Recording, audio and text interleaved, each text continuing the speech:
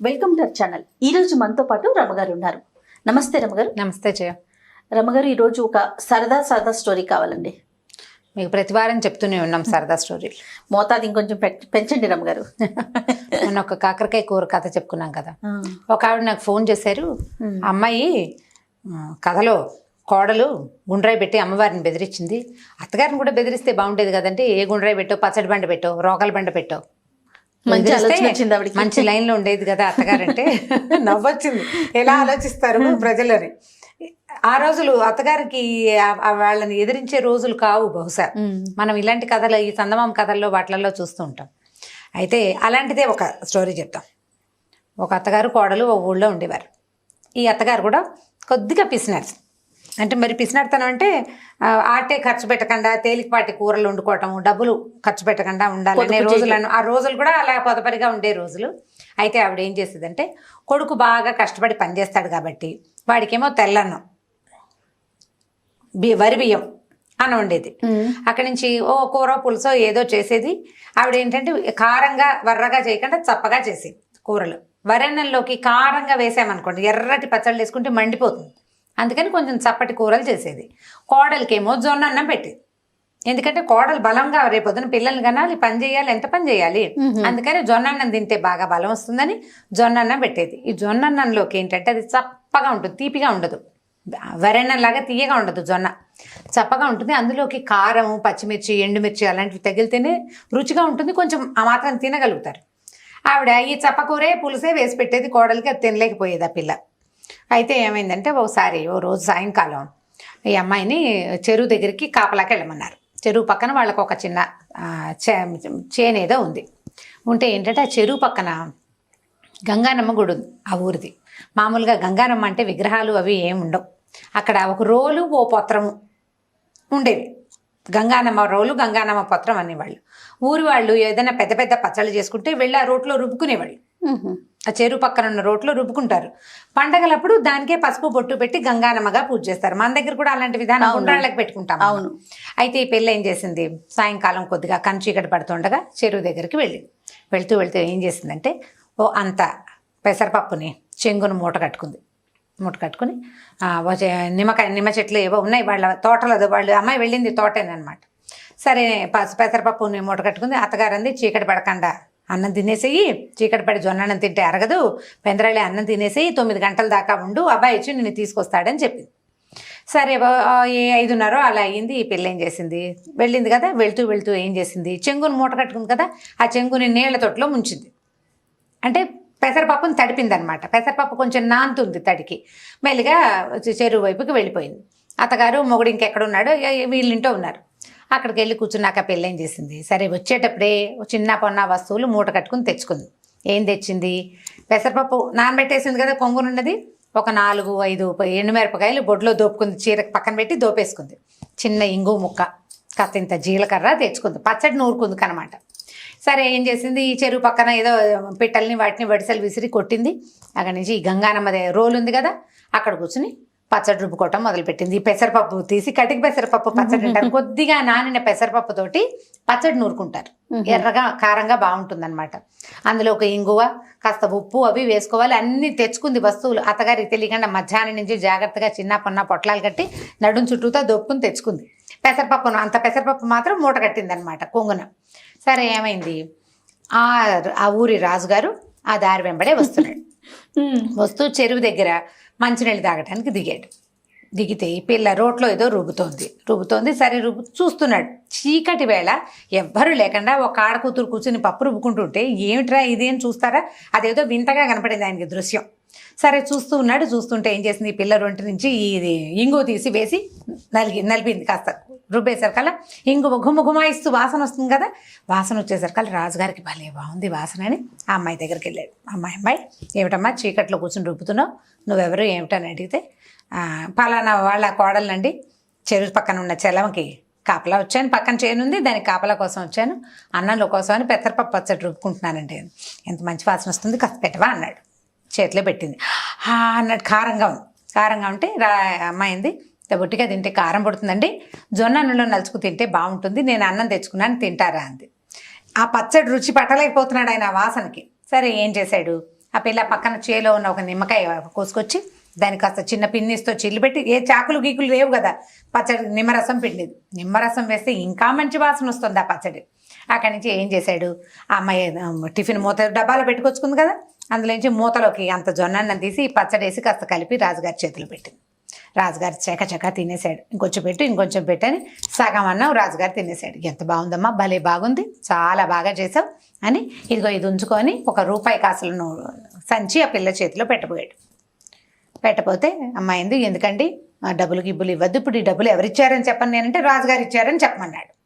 రాజుగారు ఇచ్చారంటే రాజుగారు డబ్బులు ఇవ్వడానికి నువ్వేం చేసావని అడగదా మా అత్త అడుగుతుంది. అడిగితే ఏం చెప్పాలి, చెప్పు అన్నం పెట్టానని చెప్పు అన్నాడు. మరి మీరు జొన్నన్నం తిన్నారని ఊరంతా ప్రచారం అవుతుంది, మీకు ఓకేనా? రాజుగారు నాలుగు కరుక్కున్నాడు. ఏంటంటే రాజులు వాళ్ళు జొన్నన్నాలు తినకూడదు, ఓకే, పరువు తక్కువ. సరే నేను తిన్నానని చెప్పకూడదు ఒకటి. రెండోది, జొన్నన్నంలోకి ఏమేసు తిన్నాడు అంటే పెసరపప్పు పచ్చడి అన్నది. కోడలు పెసరపప్పు తెచ్చుకుందన్న సంగతి బయటపడిపోతుంది. కాబట్టి మా అత్తకి తెలిసిపోతుంది నాకు డబ్బులు వద్దండి అని. డబ్బులు వద్దండి అంటే ఆయనకి రాజుకి డౌట్ వచ్చింది. ఏ అమ్మాయి ఇంతోటి పచ్చడి నువ్వు ఇంటి దగ్గర రుబ్బుకోలేకపోతావా, అక్కడే ఎందుకు తెలియదంటే మీ రాజ్యంలో అత్తలు గట్టివాళ్ళండి, కోడళ్ళు మెతకవాళ్ళు, మేము ఇలాగే తినాలి, మాకు ఆస్తులు ఉండవు, ఆడపిల్లలకి ఆస్తులు ఉండే రోజులు కావు కదా, మా నాన్నలు మాకేమి ఇవ్వరు, కట్నాలు తెలియదు కాబట్టి అత్తలు మాకు జొన్నన్నాలు పెట్టి మా మొగుళ్ళకి వరణాలు పెడతారని ఆ ఊరి సాధక బాధకాలన్నీ చెప్పింది. నీ దగ్గర డబ్బులు లేవంటే నాకేమీ లేదు, మా నాన్న నాకేమి ఇవ్వలేదంతే అనేసరికి రాజు అన్నాడు, ఒక ఐడియా చెప్తాను, ఈ డబ్బులు మూట పట్టుకెళ్ళి వస్తూ ఉంటే దొరికిందని చెప్పు. దొరికిందంటే అప్పుడు ఇంకో చిక్కుంది, డబ్బులు దొరికినాయని చెప్పారనుకో ఆ రాజ్యంలో ఏంటంటే ఎవరికైనా రోడ్డు మీద కానీ భూమిలో కానీ డబ్బు దొరికితే అది రాజుగారికి సొంతం. ఇంట్లో దాచిపెట్టుకుందుకు ఉపయోగం వీల్లేదు. ఇంట్లో దాచిపెట్టుకుంటే చుట్టుపక్కల వాళ్ళు తెలిసిపోతుంది డబ్బులు ఒక రూపాయి వాడారంటే వీళ్ళకి ఈ రూపాయి ఎక్కడిది అని ప్రశ్న వస్తుంది కదా. అవేమో మారకపు రోజులు, వస్తు మార్పిడి రోజులు, వీళ్ళ దగ్గర క్యాష్ ఉందంటే తెలిసిపోతుంది. కాబట్టి ఇప్పుడు ఏం చేయాలంటే ఓ పని చెయ్యి, నువ్వు పట్టుకెళ్ళు, ఈ డబ్బులు నీ సొంతమయ్యే ఉపాయం నేను చేస్తానని ఈయన ఏం చేశాడు, ఆ డబ్బులు సంచి ఆ పిల్ల చేతులు పెట్టి చేతులు చక్కగా 4 లొట్టలు వేసుకుంటూ పచ్చడి కారంగా ఉంది చేతులు కడుక్కున్నాడు, మంచినీళ్ళు తాగాడు. వెళ్ళిపోతూ గ్రామాధికారి దగ్గరికి వెళ్ళి, ఇవాళ నేను దారిలో వస్తూ ఎక్కడో డబ్బులు సంచి పోగొట్టుకున్నాను, పోతే పోయిందనుకున్నా, ఇవాళ మా అమ్మ పుట్టినరోజు, ఎవరికైనా దొరికితే అది వాళ్ళకే ఇచ్చేద్దాం అనుకున్నా, కాబట్టి ఈ సంచి ఎవరైనా డబ్బు సంచి నా సంచి పట్టుకొస్తే ఆ సంచి వాళ్ళకే సొంతం, సరేనంటే ఆ కుటుంబానికే అని రాసుకుంటానండి అన్నాడు. కుటుంబానికి కాదు, ఏ మనిషి ఆ సంచి తెస్తే అది ఆ మనిషికే సొంతం అని రాసుకోమన్నాడు రాజు. వెళ్ళిపోయాడు. ఈ పెళ్ళి ఏం చేసింది, పావు 9 దాకా ఉంది. ఈ లోపల భర్త వచ్చాడు. ఆ సంచి జాగ్రత్తగా చేత్తబుచ్చుకొని భర్తకు చూపించింది, ఈ డబ్బులు దొరికినాయి నీ ఇక్కడికి వస్తుంటేను.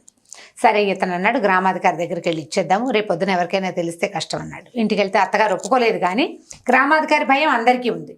సరే ఏమైంది, చీకటి పడ్డాక 10 గంటలకి డబ్బులు పుచ్చుకుని వెళ్ళారు.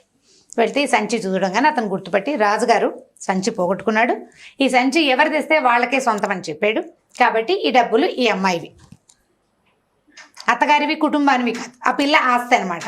ఆ డబ్బులు చేతిలో పెట్టారు. పెట్టేసరికల్లా వెనక్కి తెచ్చుకుంది. అత్తగారు 2వ రోజు నుంచి కోడలు దాని దగ్గర డబ్బులున్న వాళ్ళ గొప్పతనం వేరేగా ఉంటుంది కదా, అప్పటిదాకా అణిగిమణిగుండేది, నా డబ్బులు ఉన్నాయి కదా అండం మొదలుపెట్టింది. 4 రోజులు చూసేసరికి అత్తగారికి ఏమనిపించిందంటే, ఇంతోటి కోడలు మనకి దొరకపోతుందా, ఈ కోడల్ని వదిలించుకోవాలనిపించేసింది ఆవిడకి. కోడల్ని వదిలించేసుకుంటే దాని డబ్బులన్నీ మనవే. ఎలా వదిలించుకోవాలి, కొడుకు ఏం చెప్పిందంటే, ఒరే దీనికి డబ్బు పిచ్చి పట్టేసింది చూసావా, అన్నిటికీ మాటకు ముందు నా డబ్బులు అంటుంది, మాటకు వెనక నా డబ్బులు అంటుంది, కాబట్టి ఈ కోడల్ని వదిలించుకోవాలి ఎలాగైనా. ఏం చేద్దామే అమ్మ అన్నాడు. నీ ఇష్టం, అంతా అమ్మ ఇష్టమే, వాడు అమ్మకి లొంగిపోయి ఉంటాడని, పెళ్ళమంటే ఇష్టమే వాడికి, కానీ అమ్మకి లొంగి ఉంటాడు. అమ్మంది, ఓ పని చేస్తానరా, నేను దీన్ని రాత్రి బాగా తొందరగా నిద్రపుచ్చేస్తానంటే పడుకోబెట్టేస్తాము, తీసుకెళ్ళి శ్మశానంలో పక్కన చాప చుట్టతో సహా తీసుకెళ్ళి అక్కడ పెట్టి అంటించేద్దాం, చచ్చిపోతుంది, పుట్టింటికి వెళ్ళిందని చెప్దాం, డబ్బులు మనం దాచేసుకుందాం అనుకున్నారు. ఓ రోజు ఏం చేసింది, పొద్దున్న నుంచి సాయంత్రం దాకా పని చేయించింది పిల్లతోటి, ఎక్కడ కూర్చొనివ్వల. అమ్మాయి బాగా అలసిపోతే సాయంకాలం ఆవిడ ఏం చేసింది, అంత పెసరపప్పు చారు, ఇంత పెసరపప్పు పచ్చడి చేసింది. ఆ పిల్లకి ఇష్టం అవి 2 చేసి ఒక చిటికెడంత నల్ల మందు కలిపింది అందులో. పెందరాళ్ళే అన్నం తినగానే అది కళ్ళు మూసిపోతుంది. నల్ల మందు పడేసరికల్లా కొత్తగా వేసుకున్న వాళ్ళకి తూగుతూ ఉంటారనమాట. నిద్ర వస్తుంది, నీకు పగలల్లా రెస్ట్ లేదు కదా, పడుకో అని ఆ పిల్లని చాపేసి పడుకోబెట్టేసరికల్లా పిల్ల నిద్రపోయింది. నిద్రపోగానే వీళ్ళిద్దరు ఏం చేశారు, చీకటి మాట దాన్ని ఇంకో చాపలకు దొర్లిచ్చి చుట్టేసి అమ్మ పక్కన కొడుకో పక్కన మోసుకుంటూ శ్మశానానికి తీసుకుపోయారు. ఊరికి బాగా దూరంగా ఉంటుందన్నమాట. అక్కడ దాన్ని కింద పెట్టి వెలిగిద్దామని చూశారు. వెలిగించడానికి వీళ్ళు అగ్గి పుల్లలు తెచ్చుకోవాలి. అగ్గిపెట్టె కావద్దు. సరే వాడు కొడుకున్నాడు, అమ్మ నువ్వు ఇక్కడే ఉండవే, నేను వెళ్ళి అగ్గిపెట్టె తెస్తాను అన్నాడు. అనేసరికల్లా అత్తగారు అంది, ఒరే నాకు భయం రా, ఇక్కడ చీకట్లో ఇది ఏం చేస్తుంది, తెలివి తప్పి పడుంది, పద మన ఇద్దరం వెళ్దాం ఒకళ్ళకొకళ్ళని తోడని ఆ పిల్లని అక్కడే వదిలిపెట్టి కొడుకు తల్లి ఇద్దరు కలిసి ఇంటికి పోయారు.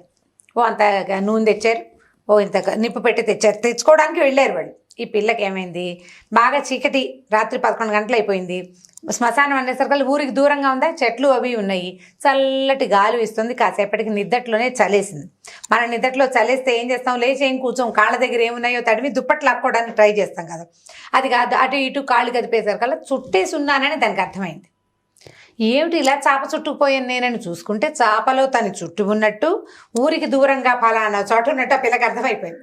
అప్పుడు లేచి అమ్మ బాబోయ్ వీళ్ళు నన్ను ఏదో చేయబోతున్నారని ఏం చేసింది, అక్కడ కాస్త కనువెలుగ్గా కనపడుతోంది. ఇంత ఈత మొద్దులు ఉంటాయి, ఈత చెట్లు ఉంటాయి కదా, వాటిని నరికేస్తారు. నరికితే ఇంత లాగ్జల్ అంటే ఈత మొద్దు అంటారు. ఆ మొద్దును ఒకదాన్ని చాపలో చుట్టేసేసి తను పోయి ఆ నిద్రగా నేరు చెట్టు పక్కన దాక్కుంది చీకట్లోనే. మరి తెంపర్తానే ఉంది దానికి. అక్కడ దాకా వచ్చాక భయపడితే కుదరదు కదా. వీళ్ళు ఏం చేశారు, అమ్మ కొడుకు ఇద్దరు వచ్చారు, తెచ్చి నూనె దాని మీద పోసి అంటించారు. ఈ అంటించేసరికల్లా ఈ పిల్లకి ముక్కుకి చెవికి ఆభరణాలు ఉన్నాయి, మెరుస్తూ ఉంటాయి చీకట్లో. మంట వచ్చేసరికల్లా దగదగలాడతాయి కదా. గబగబా ఏం చేసింది, ఇది మట్టిలో చేతులు ఇట్లా ఇట్లా తడివి మొహానికి చెవులకి అన్నిటికీ మట్టి రాసేసుకుంది, వస్తువులు మెరవకుండా రాసేసుకుని మెల్లిగా అలాగా చీర చెంగు దొక్కుని చెట్టెక్కి కూర్చుంది, నిద్రగా నేరు చెట్టెక్కేసి. వీళ్ళు తగలబడ్డం చూసి అమ్మ కొడుకు ఇద్దరు ఇంటికి వెళ్ళిపోయారు. చెట్టు మీద కూర్చుంది కదా, కూర్చుని ఆలోచిస్తుంది, దేవుటి నా పరిస్థితి ఇలా అయింది, రాజుగారికి అన్నం పెట్టిన ఫలితం అంతా పోయింది, డబ్బులేమో వీళ్ళు నొక్కేశారు, ఇప్పుడు ఎటు కాకుండా నేను చెట్టు మీద చేరాను, నా మొహంలాగా ఏం చేయాలో తెలియటం లేదని ఆ పడుకుంది. కునికిపాట్లు వస్తున్నాయి, నల్ల మంది ఒకటి వేసుకుని తినేస్తుంది కదా, అట్లా నిద్రమూతగానే ఉంది. కాస్త ఆలోచిస్తుంది, మధ్యలో తెలివి తప్పి నిద్ర వస్తుంది. ఇంతలో ఏమైంది, ఊరికి దూరంగా ఉంది కదా, ఆ ఊళ్ళో నుంచి కొంతమంది దొంగలు ఈ శ్మశానం దగ్గరకు వచ్చారు, ఒక 5-6. వాళ్ళు ఏం చేశారు, డబ్బులు తెచ్చుకుని చెట్టు కింద కూర్చుని పంచుకుంటున్నారు. వాళ్ళకి వెలుగేమిటి, ఈ పిల్లని తగలెట్టుతున్నాం అనుకుని ఈత ముద్దను వెలిగించారు కదా, అది మండుతూ ఉంటుంది కణకణలాడుతూ. అమ్మ కొడుకు నుంచుంటే వాళ్ళకి అర్థమయ్యేది శవంకాలిన వాసన బాగుండదని వాళ్ళ ఇంటికి వెళ్ళిపోయారు. ఆ మంట వెలుగులో వీళ్ళు డబ్బులు పంచుకుంటున్నారు. ఈ పైన కూర్చుని కునికిపాట్లు పడుతున్న పిల్ల ఎప్పుడో పట్టు తప్పి దబేయమని వాళ్ళ మీద పడి పడేసరికి వాళ్ళు కంగారు పడి చచ్చి, ఈ కనపడ్డదేమో దీని మొహం నిండా మట్టుంది. మనిషిలాగా వాళ్ళకి తోచలేదు. చీకటి మాట రాత్రి 1 గంటకో 2 చెట్టు మీద నుంచి ఒకటి దూకింది, దాని మొహం నిండా మసి. అక్కడి నుంచి ఏమైంది, వాళ్ళు కాస్త బెదిరిపోయి, ఓరు నాయన ఇదేదో అమ్మవారల్లే ఉంది, అమ్మవారంటే ఇదే ఏదో దూకింది మీదకి అని చెప్పేసి పారిపోయారు. పారిపోతే ఈ పిల్ల చూసుకుంది, కిందేవో చక్కగా డబ్బులు గిబ్బులు కనపడుతున్నాయి. తెల్లారేదాకా చెట్టు మొదట్లో పడుకుని నిద్రపోయింది. తెల్లవారిన తర్వాత అక్కడ మిగిలిన వస్తువులు డబ్బులు కనపడ్డాయి. వాటిని మెల్లిగా 2 మూట కట్టుకుని ఇంటి వైపుకి నడిచి వచ్చింది. ఇంటికి నడిచి వచ్చేసరికి మొహం నిండా మట్టి ఉందన్న ఇంగితం లేదు దానికి. తలుపు కొట్టితే అమ్మ కొడుకు తలుపు తీసి తెల్లబోయారు. అమ్మో బ్రహ్మరాక్షస అయిపోయింది, కోడలు చచ్చిపోయి అది వచ్చేసింది మన మీద, కానీ తలుపేసేసారు వాళ్ళు. వేసేస్తే ఇది అరిచొచ్చి కేకలు పెట్టింది, అత్తయ్య అత్తయ్య తలుపుతీ అత్తయ్య, నేనే వచ్చాను అత్తయ్య అంటే, అదేమిటి వీళ్ళకి అర్థం కాలేదు, చంపేసాం, ఇది వచ్చేసింది. భయపడితే, మీరు భయపడకండి, నేనేం రాక్షసం కాను, మనిషినే, స్వర్గానికి వెళ్ళి తిరిగి వస్తున్నాను, తలుపు తీయండి అంది. అనేసరికి వాళ్ళు ఏం చేశారు, సరే ఇదేదో బాగానే ఉందని తీశారు తలుపు. మొహం కడుక్కుంది, లోపల పళ్ళు తోకుంది, మొహం కడుక్కుంది, లోపలికి వచ్చి కూర్చుంది. అత్తయ్య తినడానికి ఏమైనా పెట్టవా, చాలా దూరం నడిచాను నేను అంది. ఎక్కడికి నడిచావే, శ్మశానం నుంచి ఇంటికి రావడానికి. ఏం శ్మశానం కాదు అత్తయ్య, నేను స్వర్గం నుంచి నడిచిస్తున్నాను, నేను రాత్రి మీరు నన్ను తగలెట్టారా, స్వర్గానికి వెళ్ళిపోయాను, మామయ్య కనిపించాడు నాకని చెప్పి. మామయ్య కనిపించాడు, ఈ లోపల డబ్బులు దాచుకొచ్చుకుందిగా, ఆ డబ్బులు నగలు అన్నీ చూపించింది. చూపించేసరికి వాళ్ళు తెల్లబోయారు, ఇవన్నీ ఎక్కడవంటే మామయ్య గారు స్వర్గంలో ఉన్నారు, నాకు అన్నీ ఇచ్చారు, అక్కడ చక్కగా రంభ, ఊరసి, మేనక, తిలోత్తమ ఇలా బోల్డ్ మంది డాన్సర్లు ఉన్నారు, వాళ్ళందరితోటి చక్కగా మామయ్య గారు ఎంజాయ్ చేస్తున్నారు. నేను వెళ్తే ఆయన ఇక్కడ ఉండగా ఎలా ఉంటే సన్నగా ఇలకట్టుకుని ఉండేవాడా, స్వర్గంలో బాగా తిని నున్నగా అయ్యాడు. నేను కూడా రాత్రి వాళ్ళ దగ్గర చక్కగా అవి ఇవి పళ్ళు అవి తిన్నాను, నడక ఎక్కువైంది, కానీ ఇవన్నీ ఇమ్మన్నారు, మీ అత్తను చూసి ఎన్నాళ్ళు అయిందే అన్నాడు మామయ్య అని చెప్పింది. చెప్పేసరికి నమ్మేశారు వీళ్ళు, ఎందుకంటే వీళ్ళు అంటించారు కదా. అక్కడి నుంచి ఈవిడికి డౌట్ రావటం మొదలెట్టింది, ఇదేమిటి మొగుడు ఇక్కడ ఉండగా ఎవరిని కన్నెత్తి చూసేవాడు కాదు, చచ్చి స్వర్గానికి వెళ్ళాక రమ్మతో వాళ్ళతో కబుర్లు చెప్తున్నాడు, ఏం పాడు. అక్కడి నుంచి దాన్ని స్వర్గం కబుర్లు అడగటం మొదలెట్టింది కోడల్ని. బాగుందా, అక్కడ ఎలా ఉంది, కుర్చీలు ఉన్నాయా, మంచాలు ఉన్నాయా, మీ మామగారు ఎక్కడున్నాడు, వాళ్ళంతా ఎక్కడ ఉంటారు, ఇంకా మనుషులు ఎవరున్నారంటే బోల్డ్ మంది ఉన్నారు, మావయ్య నేను బోల్డ్ కబుర్లు చెప్పుకున్నాం, ఆయన మిమ్మల్ని చూడాలని చాలా ఇదవుతున్నాడు అత్తయ్య, వెళ్తావో వెళ్ళవో నీ ఇష్టం, కానీ మీ అత్తని కూడా తీసుకురావే అమ్మాయి అని అడిగాడు, వెళ్తావో వెళ్ళవో నీ ఇష్టం మరి రోజు 4-5 రోజులు నీ ఇష్టం అంట మొదలెట్టింది. ఈవిడికి ఓ పక్కన మొగుడిని చూద్దామనుంది, ఆయన అక్కడ ఏం పువ్వులు పూయించేస్తున్నాడు అని డౌట్గా ఉంది. అక్కడి నుంచి ఏమంది ఓ రోజు కొడుకుతోటి, ఒరే ఎలాగైనా ఇది వెళ్ళొచ్చింది, నన్ను కూడా అక్కడికి పంపించండి రా, 2 రోజులు వెళ్ళి మీ నాన్నని చూసొస్తాను, స్వర్గానికి వెళ్ళొచ్చేసింది కదా కోడలు మరి, అందుకని నన్ను కూడా పంపించరా అని అడగటం మొదలెట్టింది. కొడుకు అన్నాడు, ఏమోనే అమ్మా నువ్వు సరిగ్గా వస్తావో రావంటే, ఎందుకు రాను, అది రాలా, ఆ మాత్రం తెలివితేటలు నాకు లేవు, నేను వస్తాను రాను.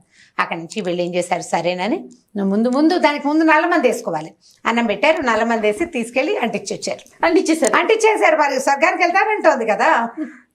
కొడుకు ఏమర్థం అవుతుంది, వాళ్ళ అమ్మ ఏదంటే అదే వాడు, రెండో మాట వాడికి లేదు. చాలా మంది ఉన్నారు అలాంటి కొడుకులు ఇప్పటికి కూడా, ఇప్పటికీను తీసుకెళ్ళి అంటించారు. అంటిస్తే 2 రోజులైంది, ఏమిటే మా అమ్మ రావట్లేదు అంటాడు వాడు భర్త. అతను అడుగుతున్నాడు అనమాట, మా అమ్మ ఏమిటే 2 రోజులైనా రాదు, 4 రోజులైనా రాదు, ఏమోలే ఆయన వదిలిపెట్టి రాలేకపోతుందో ఏమిటో, కాదే ఇక్కడ గొడ్డు కదా, ఆవిడేమిటి వెళ్ళేటప్పుడు ఆవు ఈనమోపు మీద ఉంది, ఆవినే నాటికి వచ్చేస్తాను జున్ను తినడం కోసం అని చెప్పింది, ఆవినింది జున్ను అయ్యింది, తెరపిన పడ్డాయి, ఏమీ లేవు, పాలు మామూలుగానే ఇచ్చేస్తుంది, ఆవు జున్ను పాలు అయిపోయినాయి. అయినా అత్తగారు రాపోయేసరికి కొడుకు ఒక 15-20 రోజులు అయ్యేసరికి డౌట్ వచ్చేసింది, మా అమ్మ ఏమిటి అక్కడే ఉండిపోయిందా, నేను ఏం చేయాలి ఆయన సర్కల్. అమ్మ ఏం చేసిందంటే తాపీగా మొగుడిని కూర్చోబెట్టి సాంగంగా జరిగిందంతా చెప్పింది.